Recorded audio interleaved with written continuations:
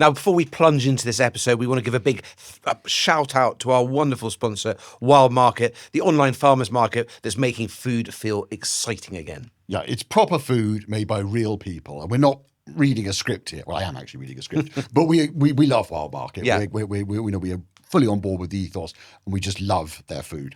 And it's, it really is a treat and an exciting thing to see all this food and drink. Usually, if the sponsor, we have to be nice about the sponsor. Actually, we love Port and we love Wild Market, but this is genuinely exciting. This is the future of online shopping and the farmers market online. The whole process is ridiculously easy. Just go to the website, download the app, make shopping really easy. And it's transparent. You get straight, the producer, you're seeing who the producer is, you're buying direct, Wild Market's just bringing to you. It is fabulous. And the mechanics are very simple. The market opens Friday, 5 p.m. It's a sort of bell to start shopping. And you browse at your leisure at the weekend. Things are being added all the time over the weekend. And basically, you make up your mind and you order what you want by 12 o'clock on Wednesday. That's when the market closes. And then, of course, the food comes and is delivered on the Friday after midday. So, in time for the weekend to fill your boots with good food. And it comes, they'll do all over mainland Britain, and it all comes in one box full of ice packs and things. So it's all super fresh. And it's food, it's proper British food. And we've got the wonderful Taz coming from Wild Market to tell you how you can get your hands on a £50 credit from Wild Market. How exciting.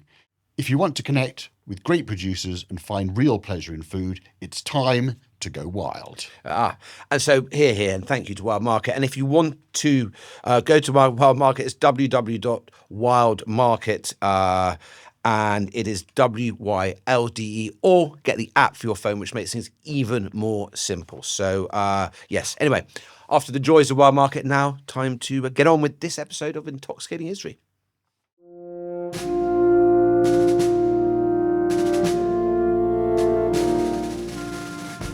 It was the most solemn dinner ever I sat at.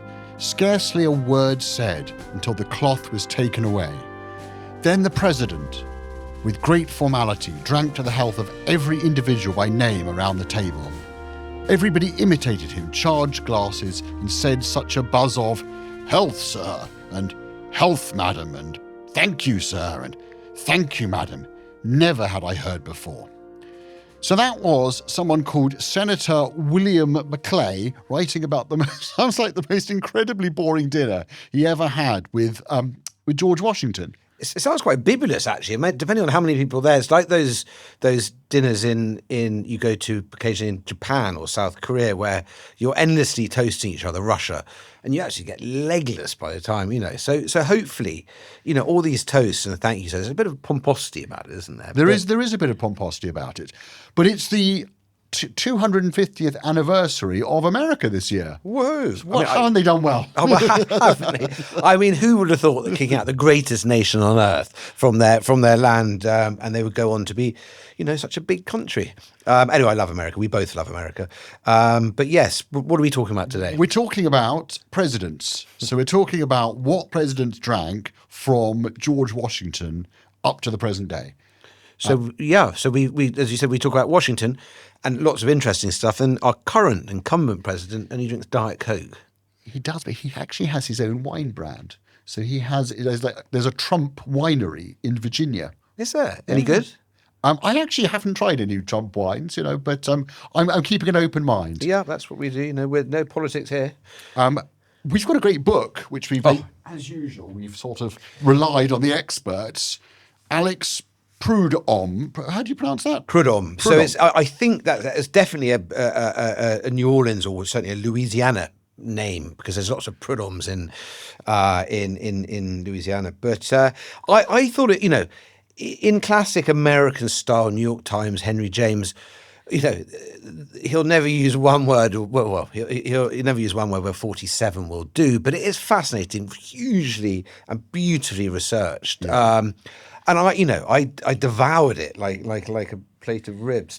And there's a lot of good anecdotes in there, but it is quite serious in that slightly American po-face sort of way. But, that's not to say it's a hell of a book, and we have leaned very heavily. Yeah, so thank you, Alex. Dinner with the President. I loved it. From all good bookshops. So, I mean, what I thought was so interesting about it is it's quite a bit like your area of expertise. It's like those big state dinners the Crown put on. It's about impressing people. It's about sort of showing status, and it's about kind of signalling to whoever you've got for your state dinner, the wine, the food. It all tells something about America and about the president at the time. And that's what's so fascinating about the whole thing. Looking at, starting with Washington, who we'll talk about in a minute, you're seeing trends, food trends, wine trends, drink trends, and we haven't even gone to Prohibition yet, through what everyone is eating. So you are, you're radiating your knowledge or lack of by what you put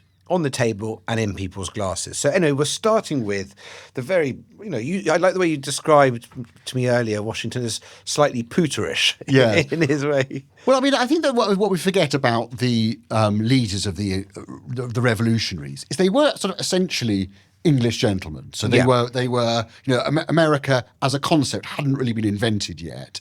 And they were sort of, like kind of English gentry, and they had very English habits. And would they have been speaking with English accents? I don't think the American accent as we know it would have evolved. Existed. But yes, there is that theory, isn't there, that how Americans speak is closer to how the British used to speak. But as there are no recordings, it's quite hard to do. But in the Declaration of Independence, they refer to George III abolishing the free system of English laws. So they thought that they were staying more true to English laws than the tyrant George III. So, and he fought in the British Army as well, or fought with the British Army in the 7 Years' War. So anyway, basically we're saying, despite his revolutionary politics, George Washington was quite an old-fashioned Englishman in his habits. And he was also something of a wine snob.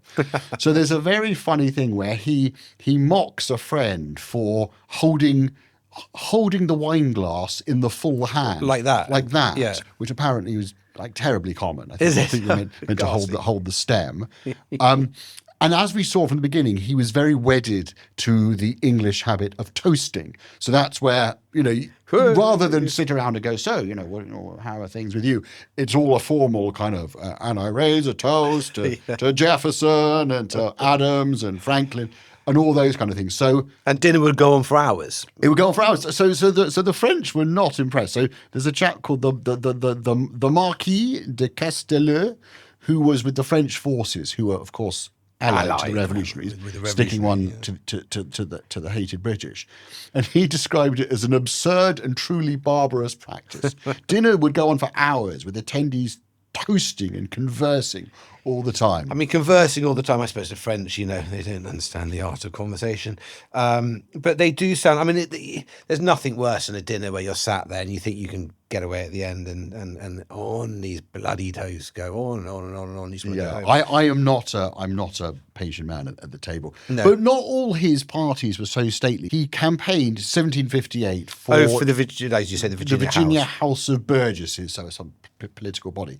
And this basically involved plying the electorate with alcohol. Or bribing them. As the So, British used to do as well, very much, rotten boroughs. So this is what he bribed the electorate of this place with.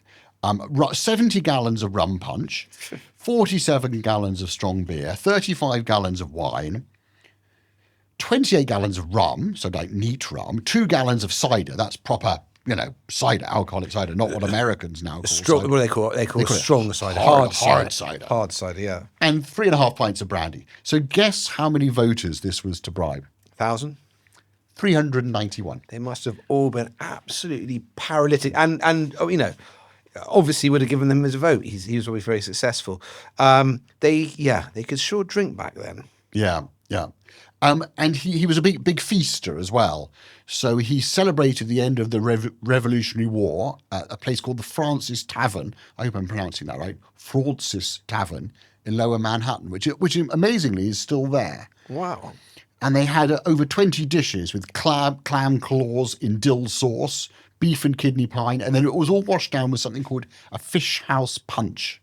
And what was that? Fish house punch. So this is a punch from colonial Philadelphia, with Jamaican rum, peach brandy, lemon juice and sugar, traditionally served from a large bowl over ice. So it's a classic American punch recipe. But also they would have been drinking a lot of Madeira. And is that because they're still clinging on, despite their hatred of the hated George III, clinging on to that sort of gentlemanly drink, the Madeira? Because the British love Madeira. The British love Madeira, but the Americans particularly took to Madeira. I mean, there's a sort of myth about George Washington that he had wooden teeth. Yeah. But actually he had false teeth made of ivory, but they were so stained from his overconsumption of Madeira that they looked like they were made of wood. But Madeira, again, as we've talked about in the past, it travels very well and it keeps almost eternally, doesn't it? So it would survive that journey over the North Atlantic without too much hassle. It was. It would have, and it was peculiarly suited to America because, especially in the southern states, it gets very, very hot in the summer. Yeah. And so hot that your claret, your burgundy, whatever, even if it made it over the sea, would get cooked. But Madeira loves the heat. Madeira improves with heat and oxygen. So in places like Savannah and Charleston, they used to have special rooms that got all the summer sun so that their Madeira would get especially cooked and aged. God, how exciting. Yeah, and I think they still have in the South, they still have Madeira clubs where, kind of Kentucky colonels and stuff, in white seersucker suits go, I say. Yeah, Colonel Sanders, all that sort of stuff is there. And would you, and again, as you say, the Declaration of Independence, 1776, as we all know, what was it toasted with? Madeira. Well, there we go. Yeah, they loved a bit of Madeira. But George Washington wasn't only into Madeira, he was also a distiller of some note. So he had a huge distillery at Mount Vernon in Virginia, where he made rye whiskey. Apparently over 11,000 gallons produced a year, which was a huge quantity in those days. And of course, again, America, not sort of counting the drinks fermented by the Native Americans, but they would have picked up the technique. They're a lot of Scottish, a lot of Irish, but they're using rye. Why would you use rye? Is it just easier to get hold of the base product? Yeah, well, rye grows, which is a European cereal, grows much better in the States than barley does, which is what would have been used traditionally in Scotland, or even a bit of oats and wheat and stuff. In America, rye grows really well, and also they would use corn, the maize, sweet corn, which is native to America. Yeah. So they'd make a sort of rye whiskey.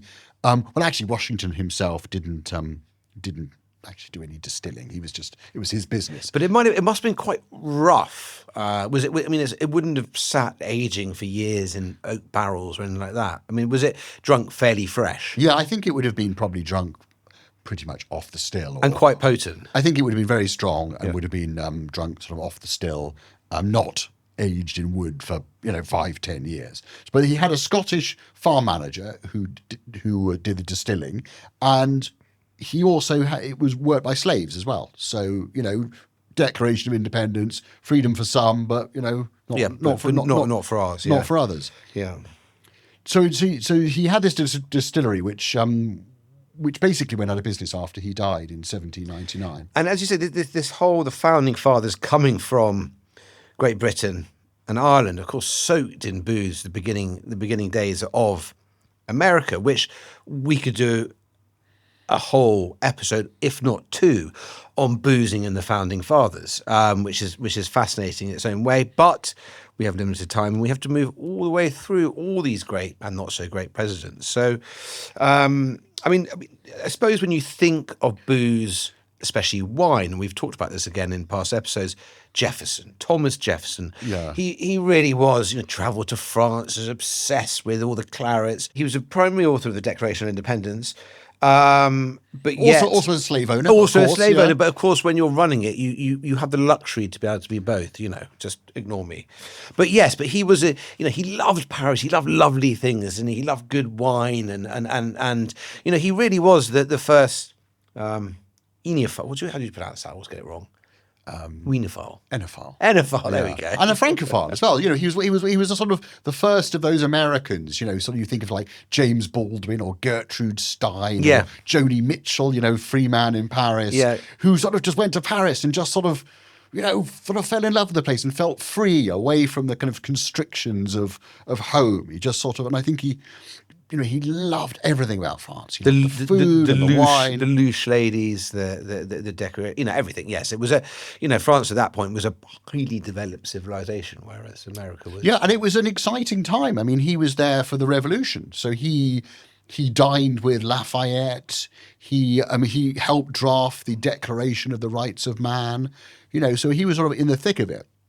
And also, it was a massively exciting time for French wine because you had the rise of the first growths. Yeah. So you had like Lafite, Latour, Margaux, Haut-Brion, all those sort of wines were. But actually, Haut-Brion had been around a lot longer. But you had the first growths coming into their own. And Jefferson was very particular about his wine.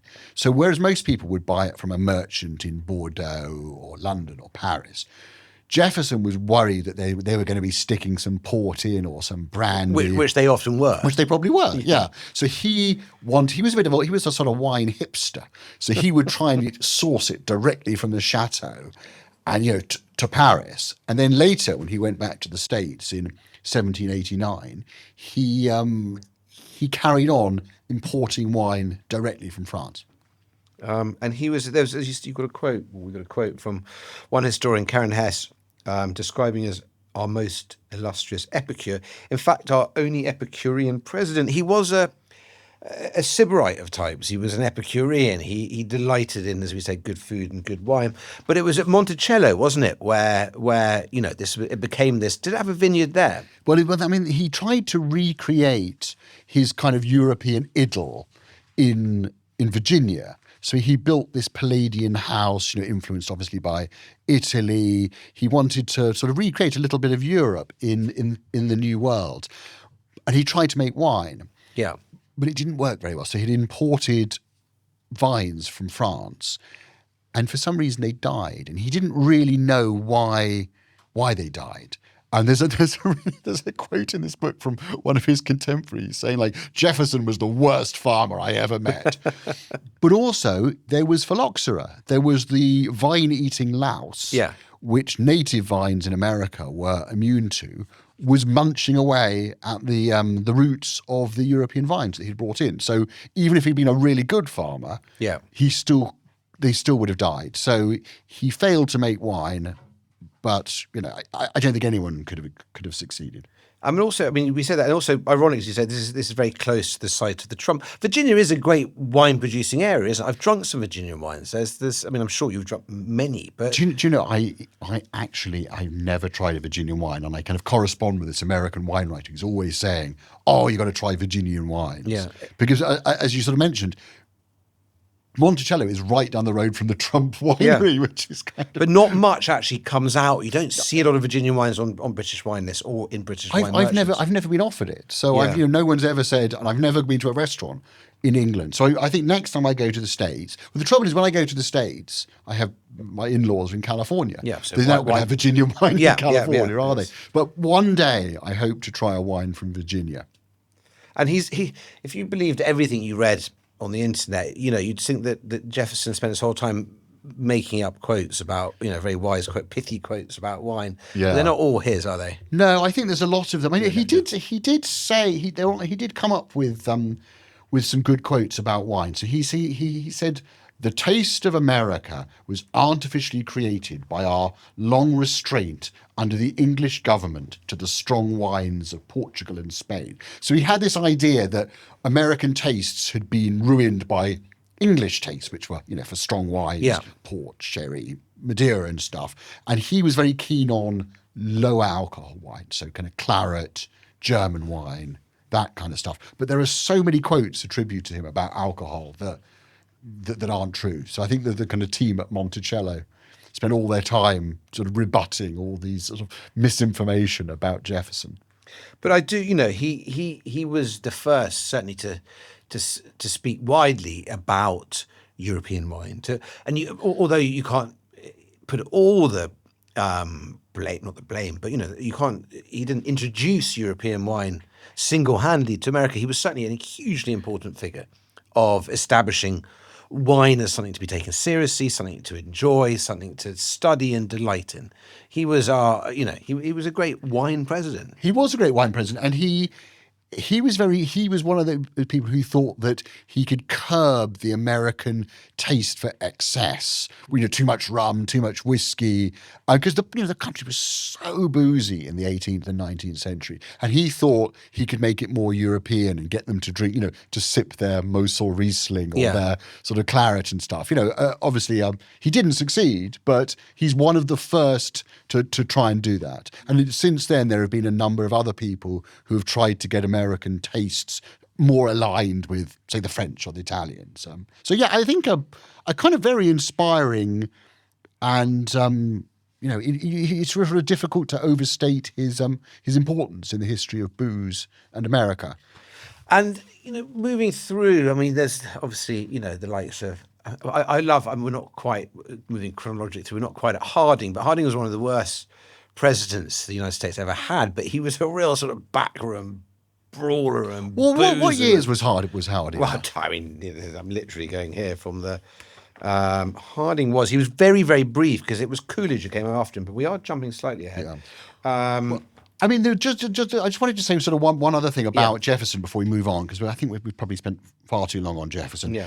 Is that because he became president in 1801 after Washington died, and he tried to make the White House less stuffy. So he was, Washington had been doing all his toasting, all his kind of English manners, and Jefferson was, away with all this kind of tedious stuff, and he ended up really trying to make the place less stuffy. So he wrote in a memorandum that he wanted to. When brought together in society, all are perfectly equal. So, obviously, you could disagree with that in many ways. Yes.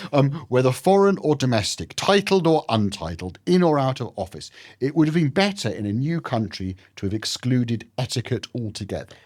Unless you're a slave. Unless you're a slave, obviously, unless you're black or Irish. Yeah, of course, anything like that. And so he caused a diplomatic incident because the British ambassador came in, so the Americans and the British are talking again, and he answered the door in his slippers, which is, terribly bad form. And then, rather than escorting the British ambassador's wife, as etiquette told him he should have, walked her in, he walked Dolly Madison, the wife of James Madison, who later became president. And apparently the British were so offended that they refused to ever go to the White House again.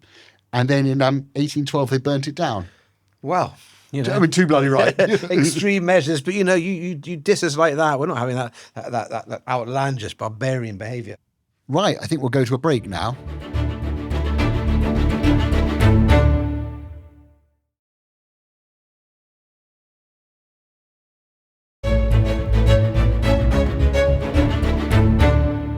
We're delighted to have Taz here from our wonderful sponsor, Wild Market, home of amazing produce. So welcome to Intoxicating History. Thank you for having me. What have you got for us today? So I've got some short ribs for you guys. We always say this is the most exciting part. Yeah. We love talking to each other about intoxicating history. Short ribs, very American, slow cooked. Yeah. And you recommend slow cooking them till they sort of fall apart. Yeah, it would be perfect for this time of year too. And you can do them with kind of like sort of sweet stuff, can't you? Sort of honey and sort of make them a little bit Chinese. Sweet and spicy, I think goes really well with short ribs. My wife loves short ribs, so I'm going to be very popular. This is very exciting. You'll have to fight over this one. We've got the 2 kg gammon. Now this, and as usual with Wild Market, all sustainably farmed, free range, anti-big business, anti-supermarket.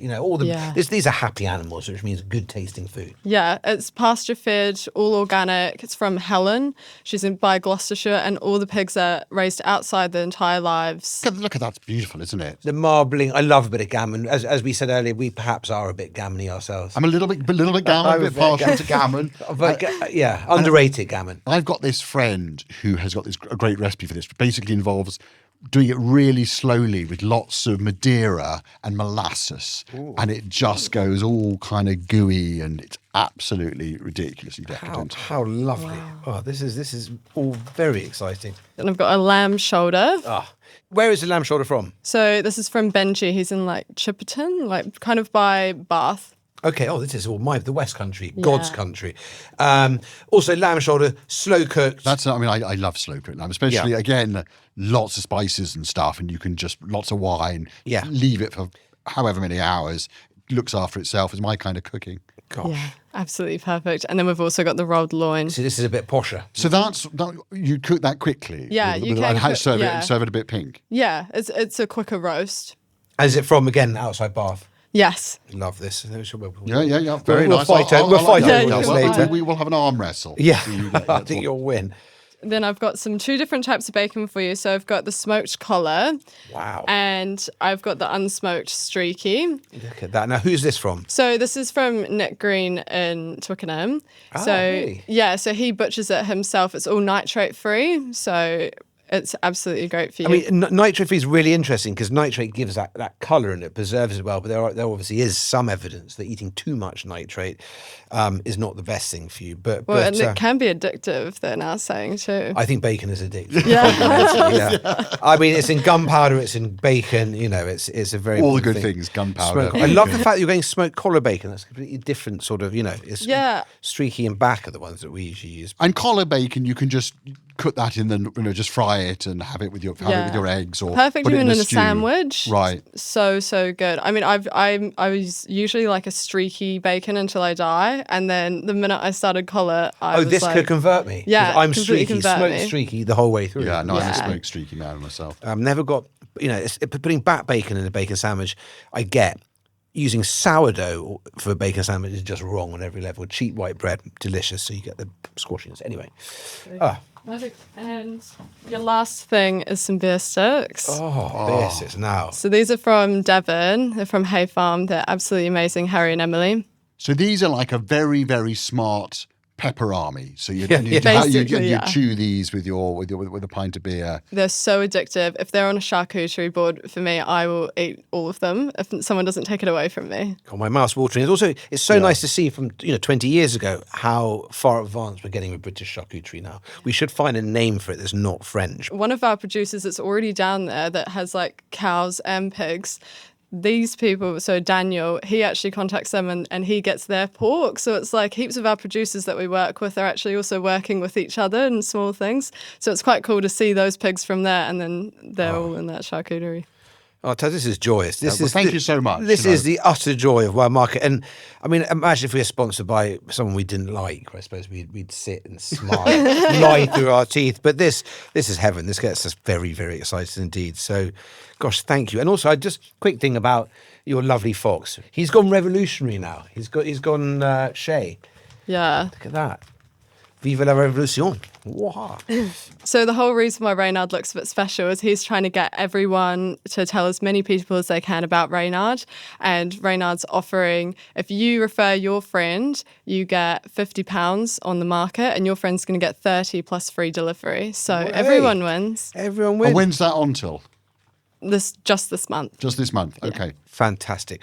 So how does Wild Market work? When do you have to order? How do you order? When does it arrive? So our producers send out all their lists of everything that they've basically got, and I pop that up on Friday, and you've got all throughout the week, all the way until Wednesday, 12 o'clock, to get as much as you can. You can do multiple orders. We have a fish drop on like a Wednesday, so all of that fresh fish that comes into Plymouth and Lyme Bay is all coming in, and we'll drop that in at random points. So you can also look out in our emails and see if we've got new stuff, and it will get delivered to you for Friday.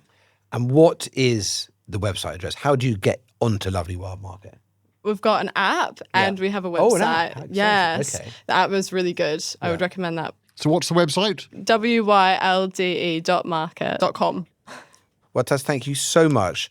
As usual, the huge excitement about lots of meat and good British, sustainable, regeneratively produced. Yes, and delicious. I can't wait to get it. In fact, I might start gnawing on some of this now. I know. Yeah. I want a beer with the beer sticks. But anyway, thank you so much. Thank Thank you, you. guys. Welcome back to Intoxicating History, brought to you by our wonderful sponsors, Wild Market. But yeah, so it was, and then I suppose, from that great thing, we're looking at the sort of boozers. Lincoln, not really much. Do you think he was a great boozer? No, I don't think he was many jokes with Lincoln, I'd say.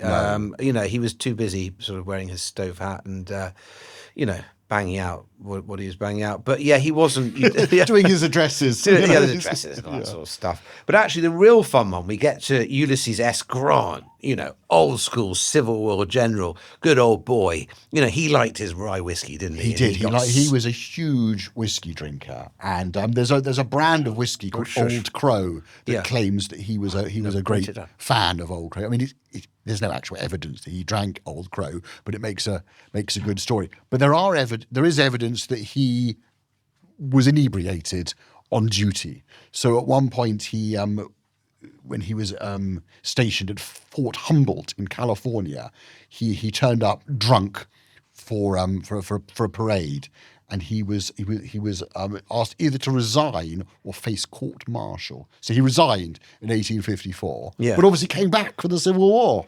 And he was a great general. Drunk or not, he was a fantastic general, despite despite or perhaps because of his great taste for whiskey.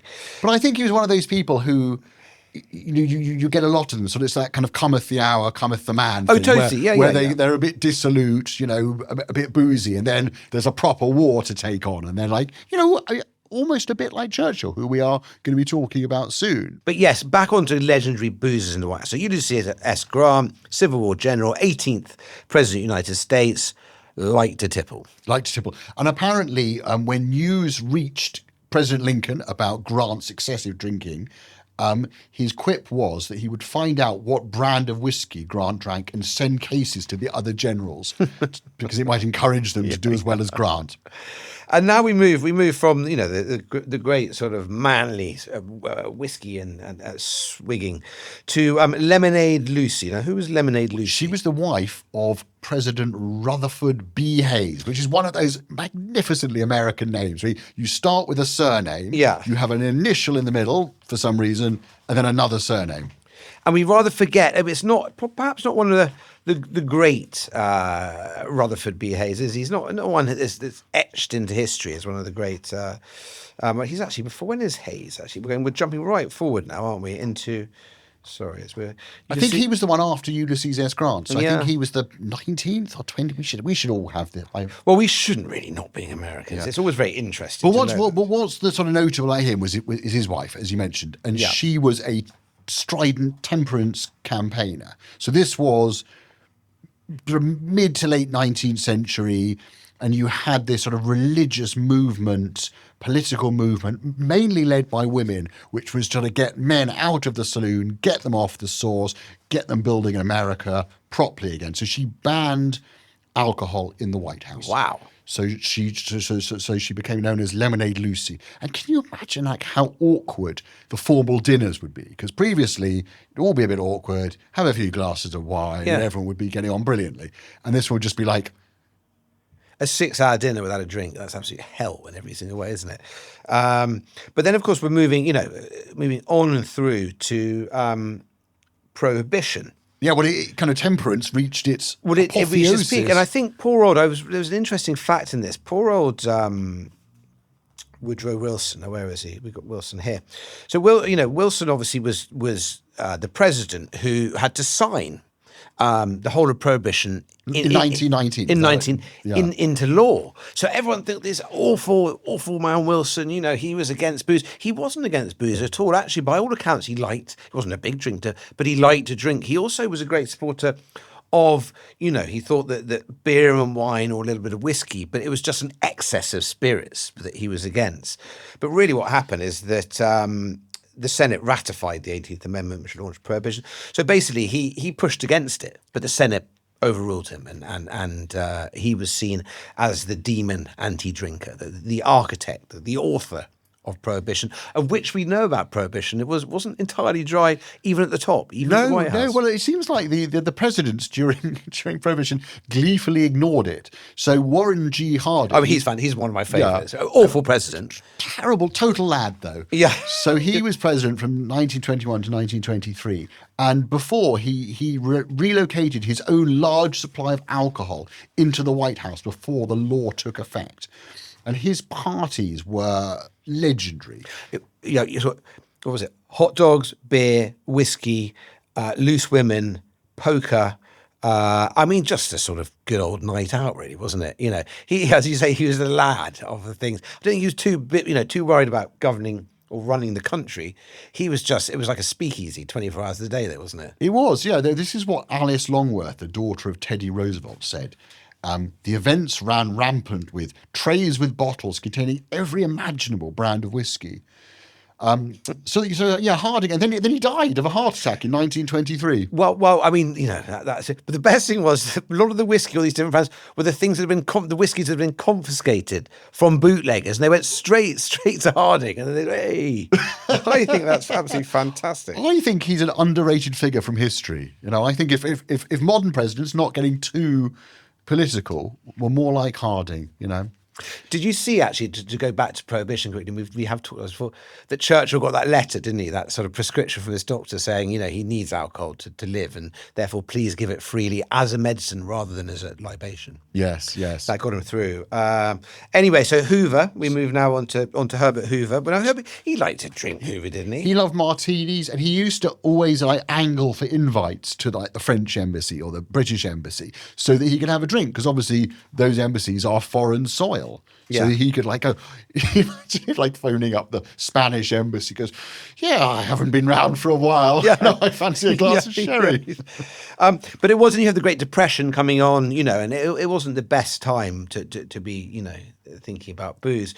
Of course, I mean, good old Franklin D. Roosevelt, he liked to drink. And he did, yeah. He liked a martini. Yeah. But apparently he was terrible at making martinis. Was he? Yeah, he wasn't really good at them. And he also was very keen on what's known as the reverse martini, which is more vermouth than... Yeah, exactly. So you have 5 parts vermouth to 1 part gin, which actually sounds a bit disgusting, doesn't it? But apparently he was very keen on those. And I suppose they kept his mind sharp for, negotiating with Stalin. Yeah, and he had his but he did he added a bit of interest back into the White House, into food, and it wasn't all sort of serious and boring. He did, and he was also, when Churchill came to stay at the White House, and of course the Prime Minister lived on tummy time and would sleep most of the morning, then rise to eat and drink prodigiously in the afternoon and work through the night. But when the black dog came to Churchill, he'd self-medicate with a hot bath, cold champagne, new peas and old brandy. Right. Very well. We're doing a whole show on Churchill, so yes, should we stick to America? Yeah, let's keep Churchill out of it. So let's jump to John F. Kennedy. Can I quickly go via Harry Truman? Now, Harry Truman wasn't a particularly tall man. He's a very healthy man. He used to start every morning. He would get up. He would go for a run. He could take a 2-mile walk. Then he'd do laps in the White House pool that FDR had put into the White House. And then he would do the rowing and exercise machines. And, My God. And then dive back into the pool. This is a very sort of serious start to a serious president. But then, of course, finally, he'd administer himself a 1-ounce shot of bourbon, a treatment that men of his generation considered a good way to get the engine going. And it reminds you, I remember going once to Guadalajara and tequila, and the charming president or owner of Herradura, one of those great tequila brands, he wasn't a great drinker, but every morning at breakfast he'd have, a shot or a sipping shot of Blanco tequila, just to start the day in the right way. Yeah, no, I've never done it myself, but I imagine a jolt of spirits probably. No, it started the day off definitely on the wrong foot with because then you think, well, to hell with the day, let's get stuck in. And that's why you're not a globally renowned tequila or American president or anything else for that matter. Anyway, let's move on to JFK, who did like French wine. He was much. A bit of a Thomas Jefferson. So he was a real Francophile. He loved Bordeaux. So he was a big Petrus fan. Chateau Petrus, one of the most smartest Bordeaux. Also loved Haut-Brion. very, very sophisticated. And it's what's interesting, his father, what was his father called? Joseph Kennedy. Absolute crook of the first Yeah, he was a variety. crook. I mean, he was a bootlegger. Yeah, he was a gangster. And it just sort of, it's very American, isn't it? So, to have your father, and it's very sort of Gatsby-esque, isn't it? Very Scott Fitzgerald to have the father as a bootlegger, and then the son to be this cultured, Bordeaux drinking, just sort of blue blood type. You did, and I find with a lot of the American presidents, they were obviously hugely powerful, especially as time went on, but they liked occasionally to bend the rules. We go back to the great Eisenhower, who I absolutely love, big man, and he would basically. Using his position in ways now considered unethical, the president shipped wine, this is during World War II, shipped wine from France to the farm duty-free and stocked his liquor cabinet with bottles confiscated by the general services. So, there was a little bit of leeway, but Eisenhower, again, one of my favourites. I just loved, big sort of Dwight D. Eisenhower, proper man.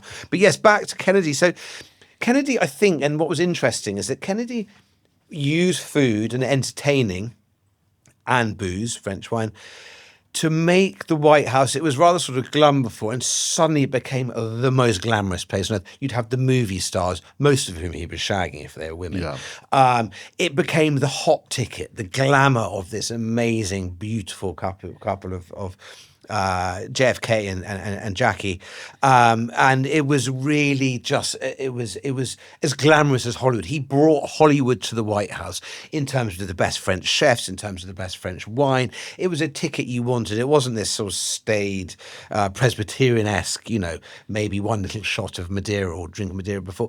No, this was all about glamour and luxury and projecting this image of America, the new America, to the world. It was very important in how the world saw America, because this, as I said, this good-looking couple and wonderful food and wine and dancing and new bands coming in, and he had all sorts of people. I'm pretty sure the Beatles went in there as well, or maybe not. Maybe I'm wrong.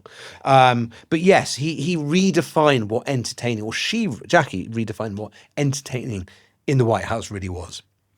And then his predecessor, not his predecessor, his successor couldn't be more different. So, Lyndon Baines Johnson was like, this sort of big, was he Texan? LBJ was Texan. And this was the great thing with Lady Bird Johnson, his wife. And they were famous.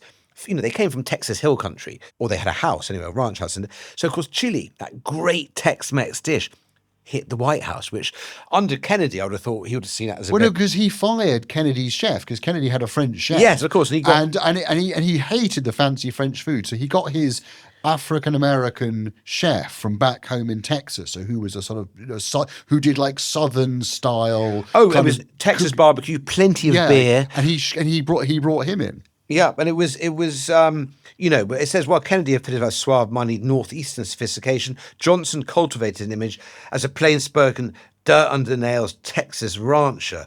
And it was all Marlboro cigarettes and Louis Dumont novels, and the cowboy is this figure, this romantic figure, rather like the romantic poet a couple of hundred years back. This one man against nature, and I love, and I think chili con carne is one of the great dishes. Chili, American chili. I've got tons of books on a bowl of red and how important, how iconic a dish, but it was always beer.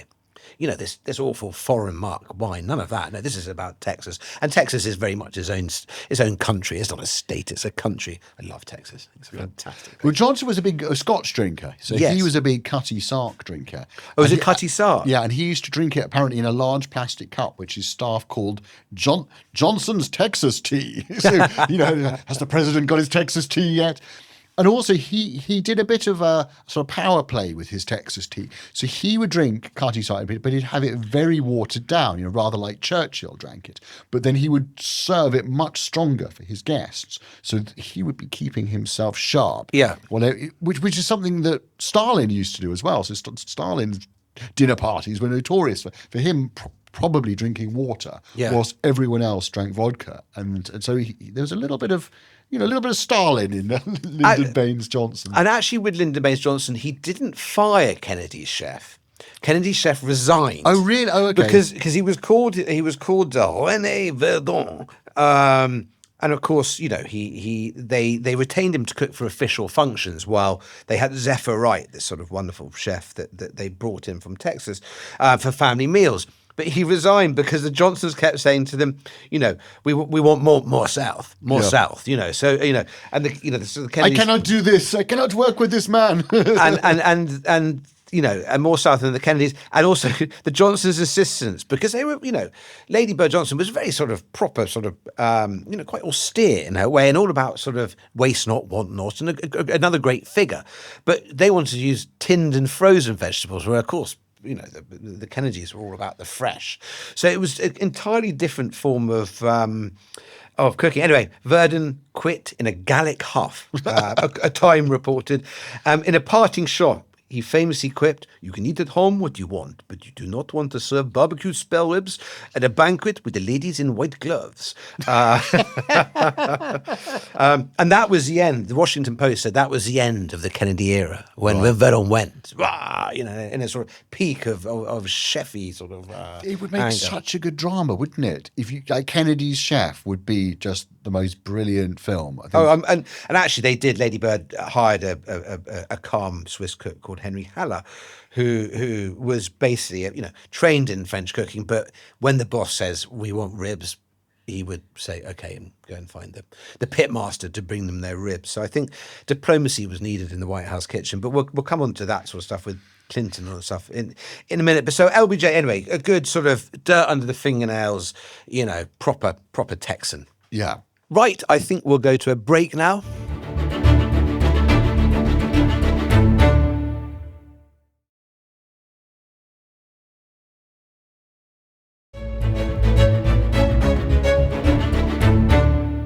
Welcome back to Intoxicating History, which is brought to you by our wonderful sponsors, Wild Market. And then we'll move on to Nixon, who I just think Nixon is such a fascinating man. So in many ways, Nixon is you probably should be surprised to hear this, is a bit of a Kennedy. He's sophisticated. Certainly when it comes to wine, he's sophisticated. So according to the book, he was probably the most wine-savvy president since Thomas Jefferson.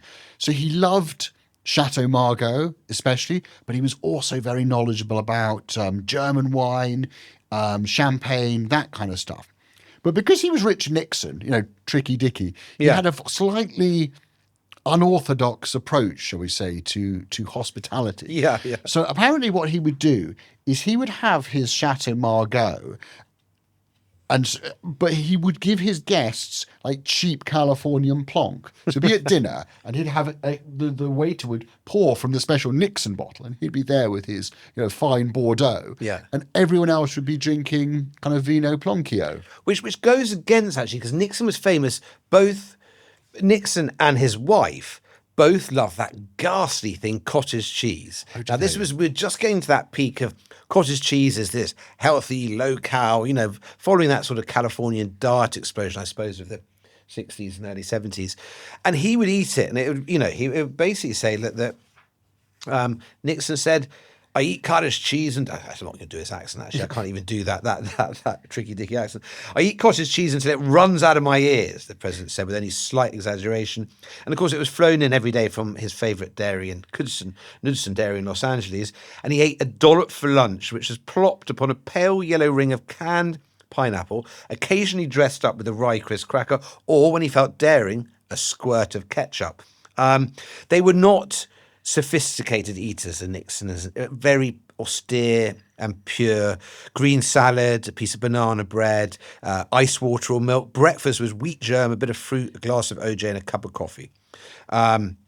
They weren't big drinkers, although as you said, he knew about the wine. No, I mean, and actually, the big drink, not being a big drinker thing, is really important because he famously went to China and he met Mao, and it was this historic thing, America coming to red China and having a sort of détente between these two great countries. And the Chinese are, as we all know, are great toasters. We mentioned this before.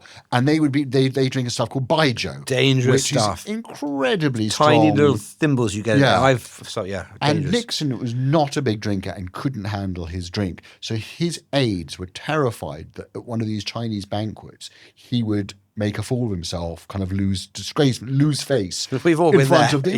of but it doesn't matter if when we do that at Chinese banquets.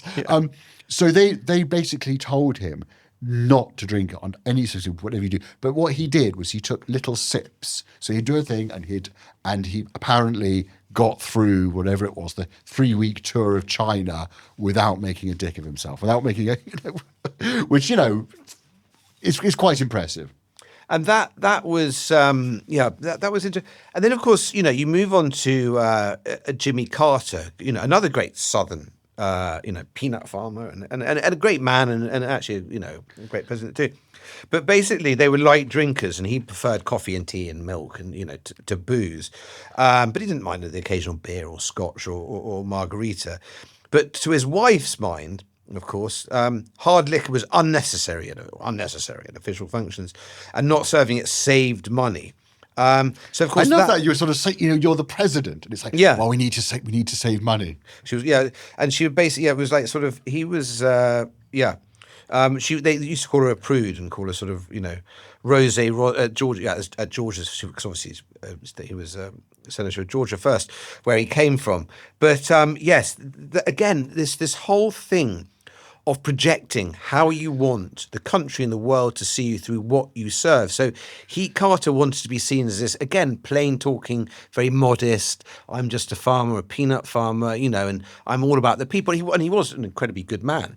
But this was it, again, the power of booze and food and what you served and how it was marketing. It was PR, in a very sort of obvious way. But this was it. He was just this sort of the man from the plains as low key thing. So it was interesting how the public face might have been a little different, but I don't think with the Carters, I don't think they were raving it up around the White House. No, they were down at Studio 54. Yeah. But again, then you go into Reagan again, who wasn't, again, not a big drinker, but his was very much California. So there'd be a big Mexican influence in the food. When the Queen came to visit and the Duke of Edinburgh, the late Queen and the Duke of Edinburgh, they went to his ranch up in California and he served sort of,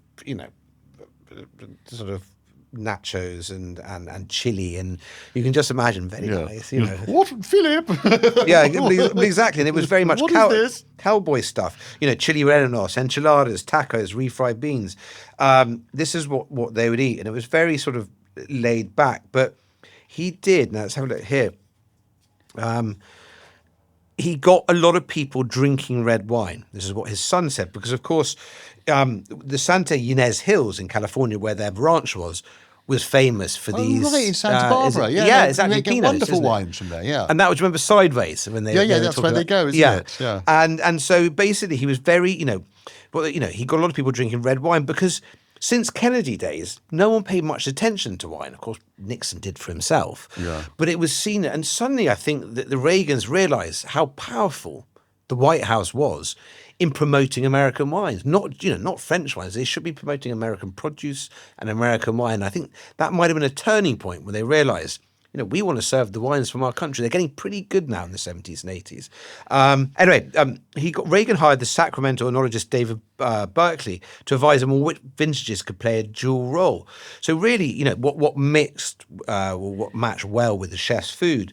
And so Berkeley replaced traditional sharp Chenin Blancs with smoother Chardonnays and encouraged the use of bold Zinfandels and Merlots for the first time. So this is quite a pivotal moment with the good old Ronnie, where American wine was put to the forefront. No, I think that's true, because Nixon did sometimes serve American wines, but he was much more of a, sort of a French wine drinker. Yeah. And then I think after Reagan, I don't think any foreign wines were served at all. I think it was all domestic products, and they were always used, like, especially when the French president came. Yeah. So when like Macron or something like that. So Biden hosted Macron, and it was like a big excuse to show off. So there was Newton Chardonnay, Roeder. Very interesting. There's Roeder Estate, which is French company but making wine in California. Yeah. When Trump hosted Macron in 2018, they had Domaine Drouhin Pinot Noir, which is French company in Oregon. So it was very clever the way that they thought about it. They thought, we show how the links between our countries. French companies making wine in Just America. like with, going back to Jacques Chirac, who's always slagging off our food, Reagan hosting Chirac, 1987 must have been. I say that like I know it, but it's sort of sad. And he served Opus One, which was the great Anglo-American, wasn't it? It's the Rothschilds in Napa Valley. Yeah. So that is a diplomatic masterstroke. Even Chirac, that sort of, well, not quite like Mitterrand, who's the great gourmand, but still, like most French men of that generation, there's only French wine. This was genius. They do not make wine in American wine? No. Yeah, exactly. And they would probably still say that, just as they say that about English wine, as it continues to beat them in many awards. Opus One's a great wine, is it? I've never tried it. It's very famous. But famous, So it was a collaboration between the Rothschilds and Robert Mondavi, the great Californian wine producer. And the aim was to make a first growth of California. And it's very, very expensive. And it's not the sort of wine that I ever get to drink. And you get to, George W., who gave up booze. He was quite a hellraiser in his youth. He got into all sorts of scrapes and, was fond of all sorts of things. Apparently, And he went... Not just a drink. Exactly, but he went teetotal quite early on, I think, after having sort of attacking his father a few times, allegedly. But yes, so that was, again, he was like President Trump, he was a teetotaler. He was a teetotaler. And then Obama used to smoke, so he used to sneak off into the Do you remember White those House pictures of him? He looked so cool with the fag. Which I think is just so relatable. You know? But he was also a keen beer drinker, and he had the first ever brewery in the White House. So they brewed a beer using honey that from the hives, from the hives in the White House, and they brewed a honey beer in the White House. That's so they didn't actually brew. It was like a home brew under. It must the have been a stairs. home brew sort of thing. Yeah. Perhaps we just seen like a bucket under the stairs. And I've never brewed beer. I don't really know how you do it. I remember once, at school, where there was a craze for you could sneak in homebrew beer kits in the mid-80s, and used to taste absolutely horrible. But I think you did get alcohol in it, which was the end game. But yes, so we end up with President Trump, who, by all accounts, and I think we can say this without fear of being sued, is not a drinker, is a Diet Coke man, and leaves perhaps, he likes McDonald's. I love McDonald's. I think he eats a lot of McDonald's and steak well done. But yes, not a great gourmand. But I'm sure the White House cellars are fairly impressive. Yeah. Collected over, and why not? This great wine growing nation. Why wouldn't you be shouting about it from the roof of the White House about how wonderful American wine is, from all sorts and over. So, because that's what it's all about, isn't it? It's, sort of the wine in the White House. It's not just about drinking something delicious or getting pissed. It's about kind of projecting power, values, making a statement, and kind of showing the world who's boss. Which America's always been very good at, certainly in the last, few decades. And of course we come back to recent times as well. But yes, food and drink, again and again we see and especially drink, as a way of championing or sort of amplifying the different characteristics of different presidents, to show that either they were down home and Southern or Texan or whatever it was. It's a very easy and clever way of PR and marketing. It is, yeah. So happy birthday, America! 250 years, well done. And we should have brought some delicious Virginian wine to toast it with, but we'll just have to. I've run out of water. But anyway, I've run out of water too. Cheers, a dry cheers. Yeah. Dry January, dry cheers. Intoxicating History is brought to you in association with Wild Market, the online farmers market. The show is executive produced by Melanie Jappi and Jago Lee and is a Telltale Industries production.